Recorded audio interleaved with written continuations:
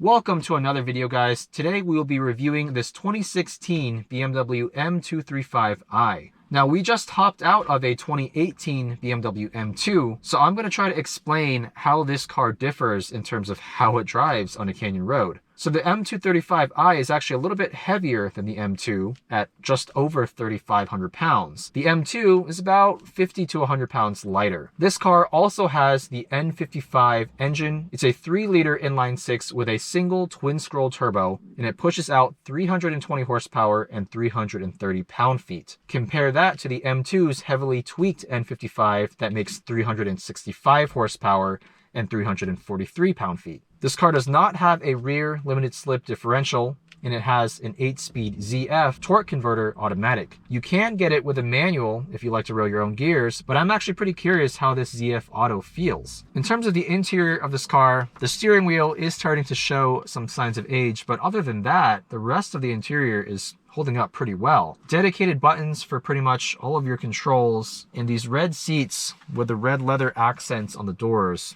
Perfect spec in my opinion. Now, the owner Brandon mentioned he just bought a 2023 Subaru BRZ, but he's still planning to keep this BMW as his daily driver because it's apparently a lot more comfortable. Let's fire this thing up and see how it drives. We're gonna flip it over into manual mode, sport mode, not Sport Plus, but we will turn traction and stability control fully off.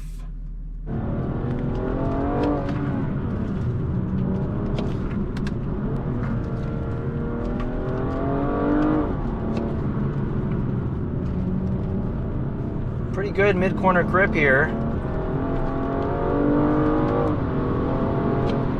Very short gear ratios. The third and fourth gear are very close together. Almost unnecessarily close together because this N55 engine makes plenty of mid-range torque. Actually, torque everywhere. Very broad torque curve.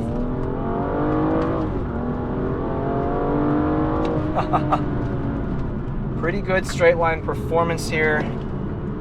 Definitely feels like 320 horsepower. This is definitely a 6/10 car.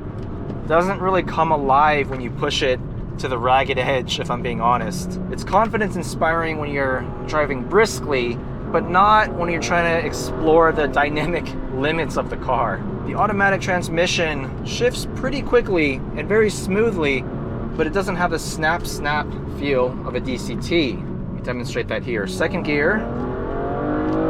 Pull the paddle. Pretty immediate upshifts, but just not very satisfying. It's not snappy. Brake pedal feel is good. Good enough, at least.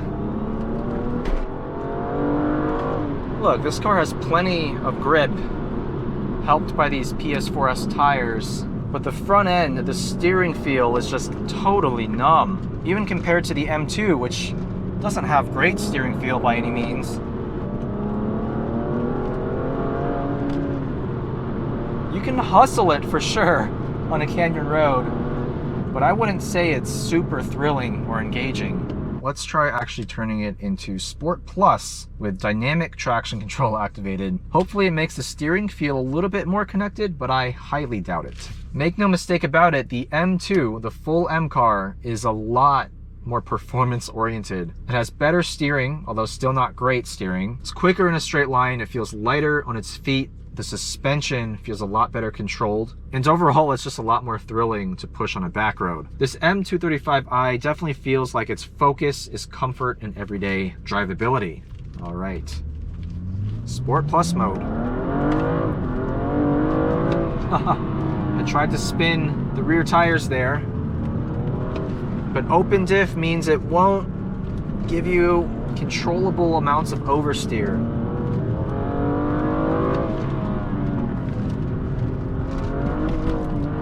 Oh, yeah, the dynamic traction control just cut power when it started to feel the rear end step out there. Let's see if we can just turn that back off.